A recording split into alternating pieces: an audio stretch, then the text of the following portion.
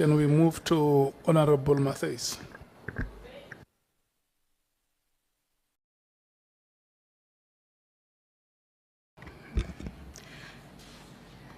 I might be covered. Thank you, Chair. Lieutenant General, let's start off with your work at ESCOM. Your position there was a commercial and contracts manager. Just briefly, what exactly did that involve? Briefly, please. Briefly. I've said to the evidence leader, I struggle because I used to be a lecturer part-time. It involved 3 areas. That was procurement, warehousing, and contract management specialist services. Okay. Were you involved with the tender that was awarded to Acha, I'm sure I'm pronouncing this wrong, Hitachi, what is it? Hitachi, Power Africa. I got it right. Yeah, that one. And Chancellor House. That would have been done at the head office. I worked at the police station, at the power station. So no, I wasn't. Okay. And then why did you leave ESCOM? CSIR offered me a lucrative deal I could not refuse. Okay. I was headhunted. Okay. National Treasury. I know you weren't there during the period when I think it was Oracle that was appointed to do the integrated management system, but you joined later while this project, and the project is still currently under investigation by the SIU.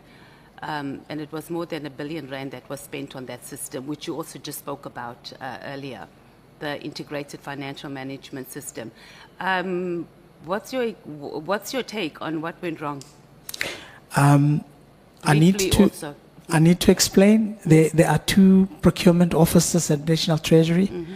There's a transversal that deals with all government institutions. There's a procurement specific to the department, which dealt with that part. I was not part of that. And you didn't get any gossip around what happened there? And you didn't get any gossip from your colleagues from what was going on there? I was aware that there was audits done on the contract, but to what extent the audit outcomes were, I'm not privy to that information. Okay, and then at the National Treasury, did you encounter any outside interference in your work? No. At all? Not Everyone at all. is just scared of you? Not necessarily scared of me. There has never been anybody that was bold enough to come and ask, and I would have exposed them if they did. Okay. Let's go to your SAPS and then the Medicare tender. Do you know if these services that the Cat Mklala was doing, the health risk management, has it always been outsourced by SAPS? Yes. Always. Do you think it's something that they should insource because it's a core service?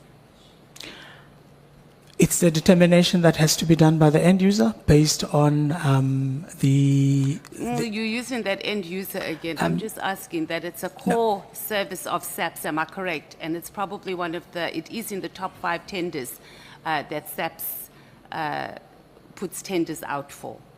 And I'm just asking, do you think that this should be an insourced service that SAPS should do? I do not have a scientific answer to it. I would not Is it a core service though that SAPS It's a core service. It is required. We hire people, we retire people. Yes, it is core. Okay, and then the MTN and Vodacom tender, you were at SAPS during that period? During that time. And that went to court? No, the one that went to court, I was not part of it when it was awarded. I came subsequently after that. But it happened when you were at the National Treasury, right? That's right. So you would have dealt with it, but you said you weren't in the transversal contract department. Yep.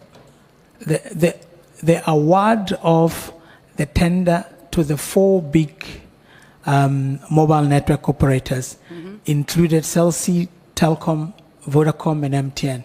And that award was done and audited. This was above board.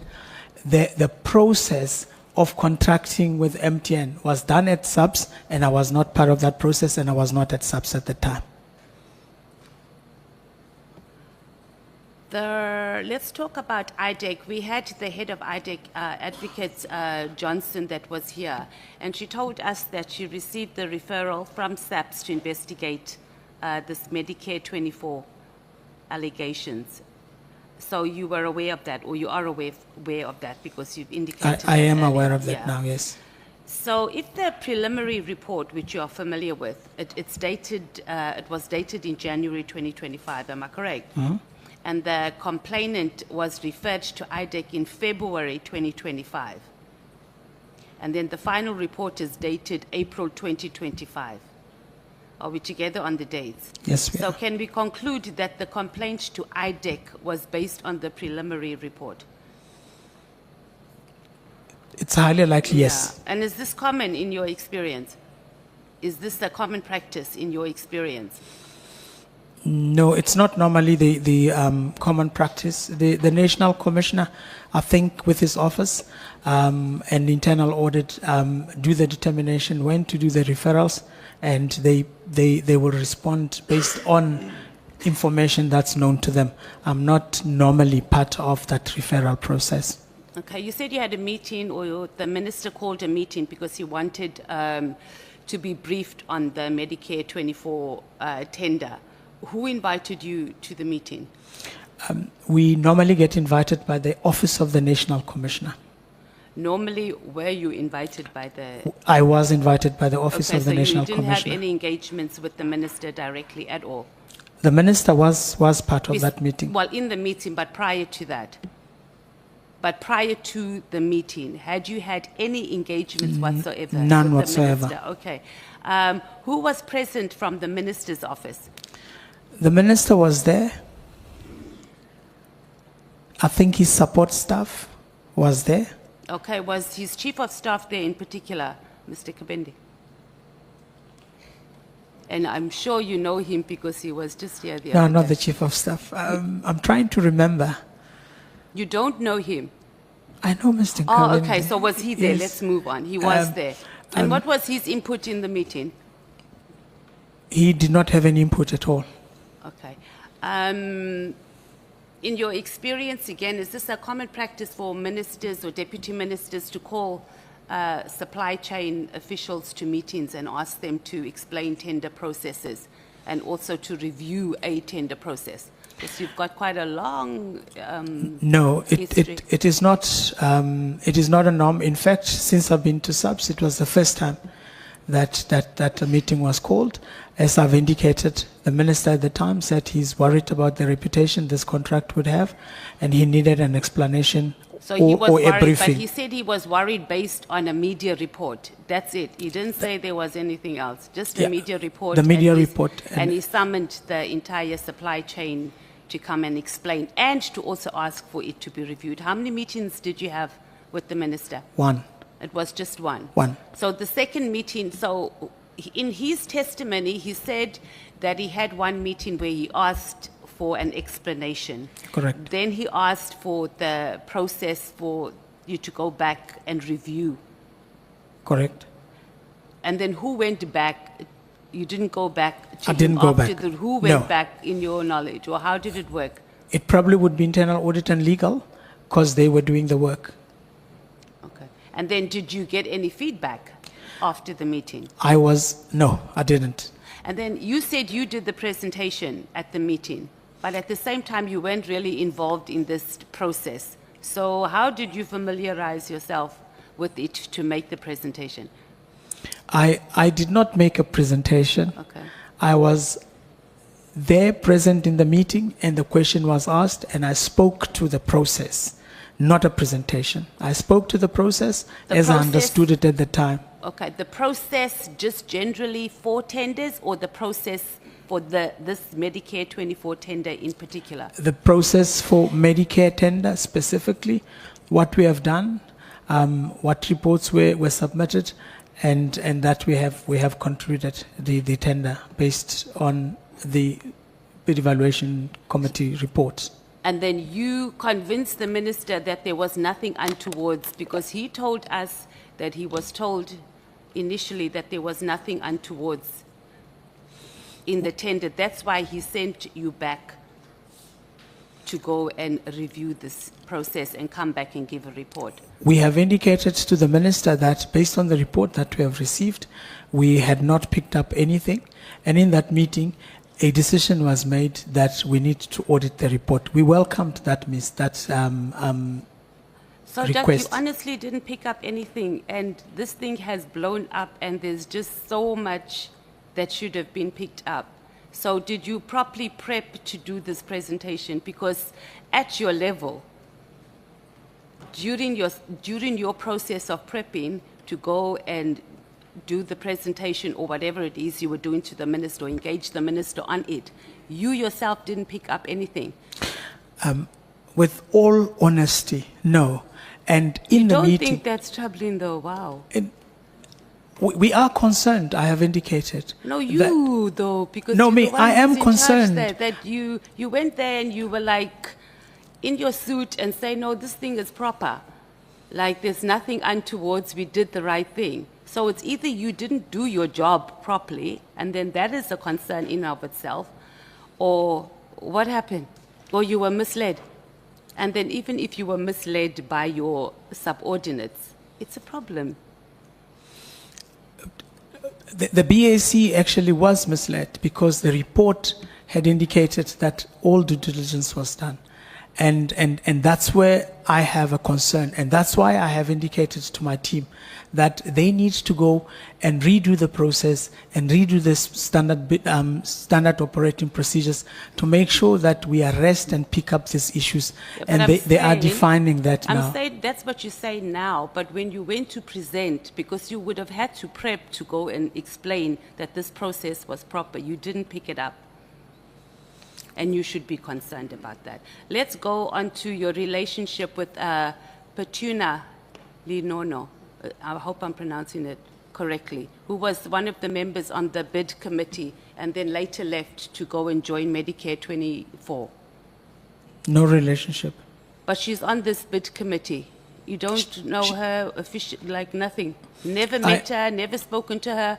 Aren't you supposed to? I mean, there was one of the honorable members asked about integrity and whether you vet, well, not vet them per se, but are you not responsible for ensuring that you have sound and incorruptible members? Like on other the members that were on the committee, I knew her as a colleague, as an employee in human resources, and that's as far as I have known her. Okay, so when you found out about her role in this matter, what happened? Her role in matter is post facto. Yeah, that's what And that matter was dealt with in the investigation by the but, internal audit. Just let's talk about you, No. because she's under you, am I correct? No, she's not under Or me. she doesn't report No, to you? she doesn't report to me. Let's move on. Have you played any role in, since you've been or started your career, and particularly in government, have you played any role in any corrupt activities?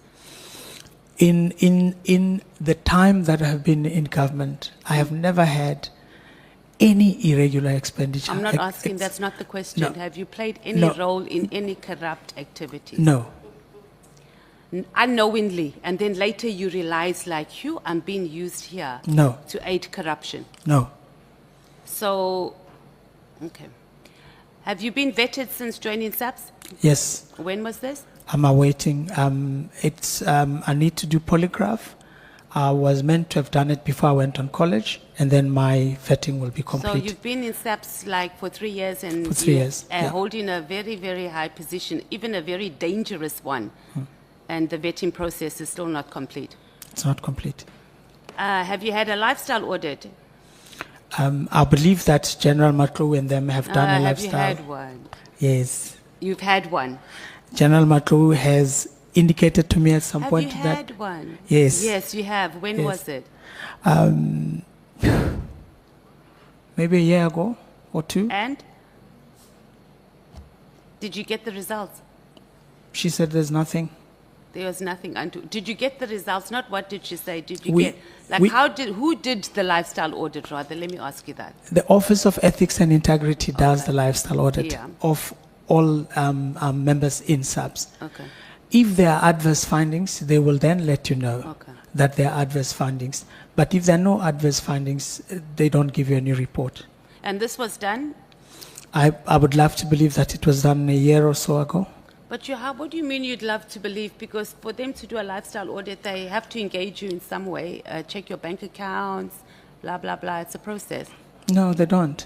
They by virtue of them being there, they get the information and they do the lifestyle audit. But where do they get the information from? They didn't ask you any questions at No. all. Is No. that the actual process? No, nothing was asked. So then that means you haven't had a lifestyle audit. It probably could be. No. No, let me put it this way. I've had a discussion with General Matlo with regards to performance of lifestyle audits. And General Matlo has indicated that lifestyle audit and SAPS have been done. And she has indicated that for those members where they have picked up an anomaly, they have engaged those. Hence, I am saying... Were you included in that, do you know? Because she could have been talking about other people and not necessarily you. Didn't I would she love say? to- Because the National Commissioner said they haven't concluded lifestyle audits yet alone. They haven't concluded vetting yet alone lifestyle audits. sir. So I'm very shocked to hear that. But On- okay, on- let's move on there. Cool. So you were appointed to SAPS in 2022. The last 2 financial years, we've had a total of almost 1 billion in irregularities on procurement of goods and services. You know that, right? In 2023 and 2024 financial year, it was just over 289 million. And then, whooped, it went up to 649 million in the 2024-25 financial year. So I know you've said that you've never had a tender cancelled before, and this Medicare one was the first time. But procurement irregularities, how do you rate yourself in this regard? It's scary. For the average South African there at home, the irregularities the irregular expenditure that is on that irregular expenditure framework are mainly as a result of this Medicare and RT69. okay, but it's a lot, don't you? It's a lot. May I just qualify something? The RT69 is not a tender that was done by us as SAPS. It is a tender that was done by National Treasury, and that tender is not irregular. What SAPS did was SAPS did not utilize the tender after they had indicated that they will participate. So all the expenditure that happened outside that contract were declared irregular, but the contract itself is not irregular. Are you listening to yourself, though, General? I am, Yeah. And the whole nation is listening to you. correct. So the tender is not, that's proper, but the actual spending was not, I mean, and I guess you're going to give me the same story that you gave one of my honorable members. Are you the divisional commissioner for supply chain and assets for SAPS? Is it the best? Are you the best? Are you who South Africans deserve right now? I would love to believe yes. No, but are you? Because you can see the state of our country right now. Do you think you are who we deserve as South Africans right now? I mean, we just spoke about irregular. I mean, you did a disclaimer. But even if it was 1 million or 2 million, it says a lot. It's irregular expenditure. I cannot be just judged by one indicator, which is significant though. Oh. I would like to believe that I have done an immense amount of work in making sure that South African Police Service procurement is all right. I am putting effort into the irregular expenditure process, which is the only indicator in my performance at the moment, which is troublesome. But in fact, in all other areas of procurement, I have improved SAPS. For an example, SAPS used to build 1 police station a year. I have been, in the last 3 years, building in excess of 15 police stations. And how many do we need? Okay, let's move on. It's fine if you, who South Africans deserve to head up that department. And I'm going to conclude now, and I want to talk about this issue of tenders. I'm sure South Africans are sitting, and those that are watching here, this whole tender process, it's like, what the actual? It's a lot. And it is the reason for, it opens, just listening to it's even blowing my head up, so I can just imagine for the ordinary South Africans. It's the door is wide open for corruption. I mean, even if a company's tender is awarded fairly, we have the issue that pretty much the costs are doubled. Do you procure toilet paper for SAPS? The SAPS procure toilet paper, not you in particular. Yes, they do.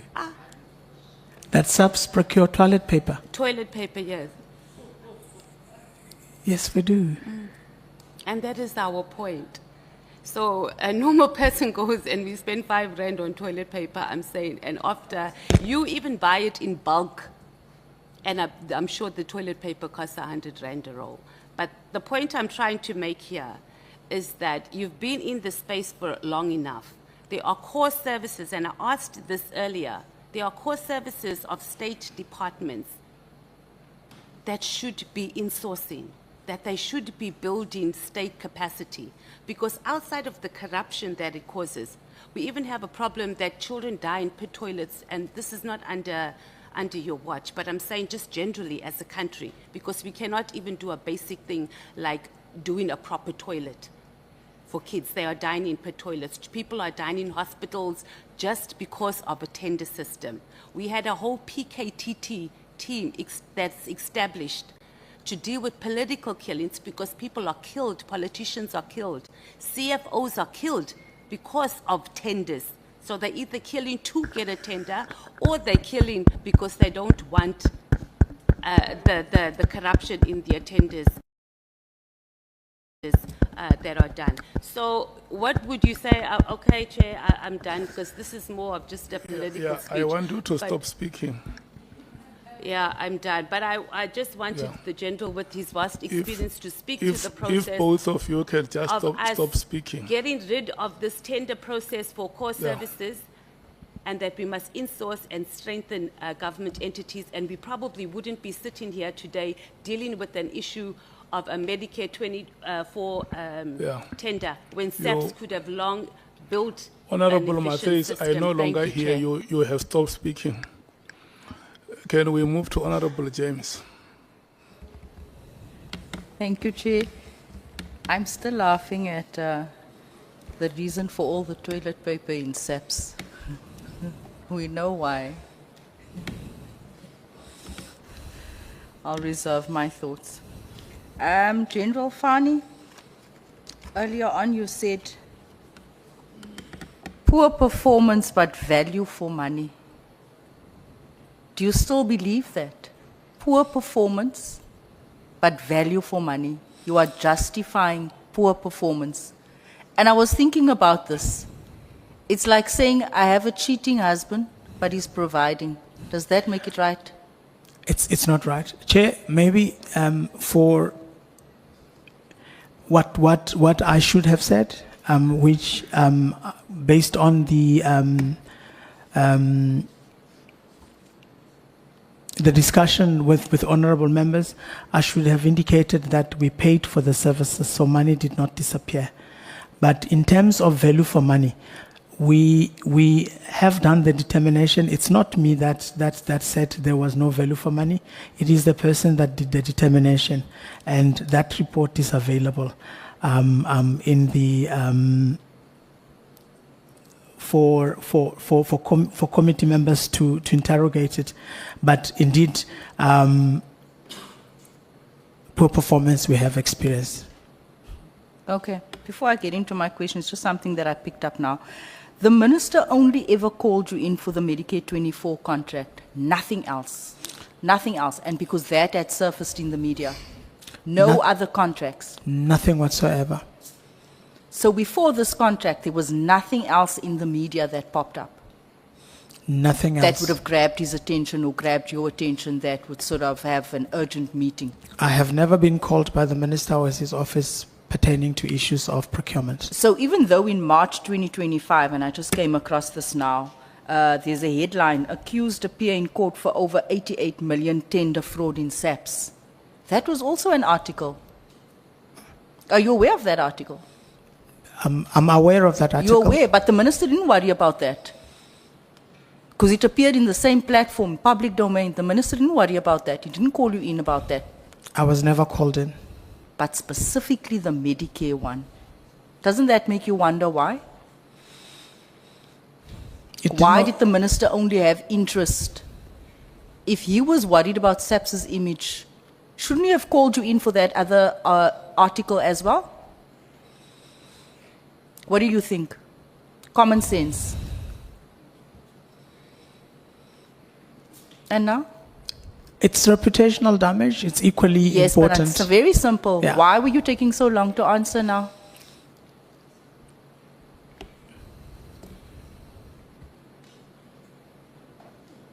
Should the minister not have called you in for anything else that surfaced in the public domain? What the practice that he has established to call us when there is anything of possible reputation, yes, he probably should have But he called us didn't. for this one. No, he didn't call us. Okay. General Fani, you have served as the Divisional Commissioner since August 22, right? Correct. Okay. In your witness statement, you state that during your time at SAPS, there have been no arrest for procurement corruption, which you say indicates that all audited and investigated tenders yielded no element of corruption. Is this correct? So no arrest during your time? I have indicated there's only one arrest that was done for a procurement matter that was concluded before I was at SAPS. For all the procurement that happened under my watch, there has not been anyone arrested. And this basically means that everything is hunky-dory. Not necessarily. Everything's fine. It's a commitment I've made with my team to make sure that we clear issues and we ensure that we do due diligence. There are challenges that we are experiencing and we need to deal with those challenges. But that commitment I made on day one when I arrived at SAPS, and I'm going to make sure that the people that work in my space do what is required so that we can avert such issues in the future. But it doesn't mean everything is fine. The fact that you No, have it doesn't no mean arrest it- doesn't mean No, no, everything no. is fine. Not at all. Like you indicate and like Not you at all. insinuate in your paragraph. Not at all. Yeah. It doesn't mean everything is fine, no. Yeah. At the end of paragraph 75, you go on to say that you're aware that the audit findings in the audit reports remain a concern and should be eliminated. You also describe these so-called concerns and errors as unnecessary and unwelcomed. Serious allegations of fraud, corruption, and you describe them, you water it down as unnecessary and unwelcome. Is that your evidence? It's not an evidence, it's a statement. Is that how you describe corruption? Is that how you describe corruption? No. I'm describing the process. When the AG came before Parliament and raised the alarm about SAPS's escalating 3.2 billion irregular expenditure bill, while unsuitable bidders secured tenders, what went through your mind as the head of supply chain? It's a concern that I have, basically to indicate that even irregular expenditure that happened 5 years before I joined the SAPS is the reason why it's accumulating to the value that it is. What we need to be doing is to intensify our efforts to making sure that we have an engagement with National Treasury for condonation of these, so that the tally on irregular expenditure can be kept. But the most important thing is to make sure that we do not have further irregular expenditures in the process. So it's just doubling and tripling, despite what you have inherited. You haven't done anything about your inheritance. You just say, you know what, this was before my time. No, I have. There's been I no have- arrests.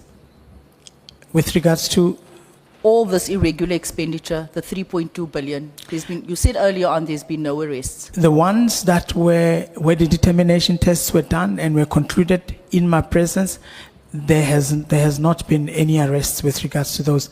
The determination test is not done by my department, is done by independent department, and in those independent departments, they have not detected any element of criminality. Should they have detected elements of criminality, they would have raised the necessary arrests with regards to that. One contract which was concluded and it was irregular, which was concluded before my time, is the one where the people ended up being arrested a couple of weeks back. I want to ask you also about the AG's material findings regarding awarded bids during the 2024-2025 financial year. Are you aware that the AG stated in her report to Parliament that SAPS has not implemented adequate internal controls to prevent irregular expenditure, and that this exposes the department to financial mismanagement and non-compliance? I think you answered this earlier on. I'm aware. You are aware, and what Yes. have you done about it? We have put in processes in place. I think in that committee, we have National Commissioner has indicated. We have processes in place that we're going to do. I had indicated earlier on that we have set in August and we have devised plans to make sure that there's no further irregular expenditure that happens in the process. Is one of those processes having a criminal check? It will, definitely. It will. You Yes. didn't have access to that prior to this. So the AG had to have findings, and only now you're going to utilize the tools that's at your disposal. There was no forward thinking, there was no being proactive prior to the Auditor General's findings. I think we were selective in the application You of were that. selective. And we need to now subject all of them to that criminal check. And South Africans can trust you in this job. They can. So you depend on the Auditor General to tell you that something's going wrong, despite you finding great irregularities and inconsistencies. You wait for the AG to tell you that this is what you need to do. The AG reported on the irregular expenditure. We had already engaged in the process to make sure that we deal with the issues, and we have also engaged on the process to engage National Treasury for the condonation of those processes. And it is a process that we will finalize, and I think my team is working on that. I will follow up when I come back to make sure that all the condonation processes are concluded, and that the processes we are putting in place now are going to bear fruits as we envision that they would. Let's discuss specifics, right? And my throat is a bit sore today. We're actually very lucky. Regarding the tender awarded to, I think it's Rafani. Do you recall why the AG found the same bidders were unfairly disqualified and that functionality criteria were omitted? Remind me which The tender awarded to Rufani, I think it's 191939. The AG found that some of these bidders were unfairly disqualified. Have you ever had that? Where bidders were unfairly disqualified? it rings a bell. It rings a bell. Why Yes. were the bidders? Why do you think there's these scenarios? We are again at the issues of bid evaluation committee. Honorable Chair, I must indicate the bid evaluation committees are bringing us into a position of disrepute, and we have put processes. Under your watch? Yeah? Not necessarily under my watch. Yes, there has been one or two contracts under my watch, but most of them are historic in terms of the irregularity. Honorable Chair, I have inherited, and I will continue to make sure that we iron out the processes and the issues that leads us into irregular expenditure, and we have started the process with that regards. There seems to be a lot that you're going to do after this appearance here today. Yes. But that's good. Regarding the horse truck conversion tender, Do you recall why the AG found that the winning bidder did not meet the pre-qualification criteria? It's Is this simply another error, or Yeah. you say an Correct. unwelcomed error, correct? unnecessary error? Correct. Sure. You served as the acting chief procurement officer at National Treasury for a year. Is that Yes. correct? Correct. What is the minimum period required for the advertisement of a tender? You said this. earlier. 21 days. 21 Legislated days. to be 21 days. Regarding the Medicare 24 tender, right, the AG flagged that the tender awarded to Kat Matlala was not advertised for the required 21 days. And this despite you being in National Treasury for over a year. And the AG said it was not advertised for 21 days. And that evaluation phase was ignored. When was the bid advertised and published on the SAP's website? We do have the chronological issues here. The bid was published on the 31st of January, That's correct. When did it close? and it closed on the 19th. Is that 21 days? It is 20 days. Is that 21 days? It's not 21 days. I'm saying that this was one of the irregularities found by the AG. Correct. The bid should have been advertised for 21 days. It is Exactly. an administrative error. So you can't say here and make it seem as if though I'm incorrect. 21 days is not 20 days. I have considered that it Yes, is you not had to 21 consider. It days. took you a moment, a few seconds now. Because you almost wanted to make me look like a fool here by saying it, no, it was like almost like thinking what else. 21 days is 21 days. And it closed early. The insinuation that I was trying to make the member to look like a fool, I have considered already that it was not advertised for 21 days, but for 20 days. What was so urgent? What was the emergency? There was none. Why did you have to close a day early? There was none. There was no reason for it to be closed early. What did you do about this? Who was held accountable for this? I have indicated, Honorable Chair, that the National Commissioner has asked us to put everything in abeyance until the forensic investigations are done. I can't take action now, but action will be taken for Why sure. can't you take action now? It has already been identified. This has gone public. It's in the media. It's all over. What are you waiting for to take action? What must happen? Honorable Chair, we have been advised to put everything in abeyance, and I have responded to that.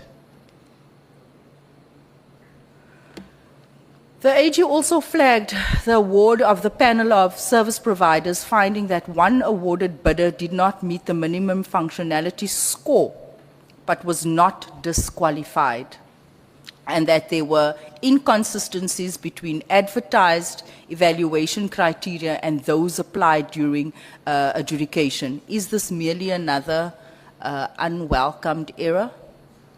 Correct. The AG's report further recorded that bid evaluation committee members lacked training. Oh, so many members said this earlier on, and did not exercise due diligence. Can you confirm that everyone serving on the BEC and the bid adjudication committee is qualified and possesses the requisite skills and experience? I think I heard you answering this earlier on, but I want to put it on record again. The bid evaluation committee is not a standing committee. It is a committee that gets put together for each need or for each tender. And for that, we are requesting that the end users nominate adequately qualified. We explicitly do indicate to sit in these committees. So there's not one bid evaluation committee. There's So the fact that multiple they're not bid- qualified, that's the end user's sort of responsibility to ensure. That's not part of your scope of work. The determination of the flow of and exhibit of knowledge of the processes should be adequately determined by the chairperson as he conducts the evaluation. And this is not in your department. It is in my This department. is outside. But it's not you. You're not responsible. You're not going to take accountability for this. No, I have taken You are accountability. blame shifting. You keep on No. telling us about. No, I'm not. I have taken accountability for checking up the knowledge of the bid evaluation committee and any other possible member. That's why I have contacted National Treasury, and National Treasury referred us to National School of Government, and we are engaging in making sure that everybody is checked up in terms of the bid evaluation committees. I put it to you today. Do you think that you, as the head of this department, do you think you lack some streetwise, I don't know how to say this, because you are in there and it's almost as if though you are walking with your head in the sand. Everything is going on around you and you continue as if though nothing is happening in that department and everything is fine. Honorable Chair, I need to fine-tune my processes and find out any additional processes that will close my blind My spots. final question.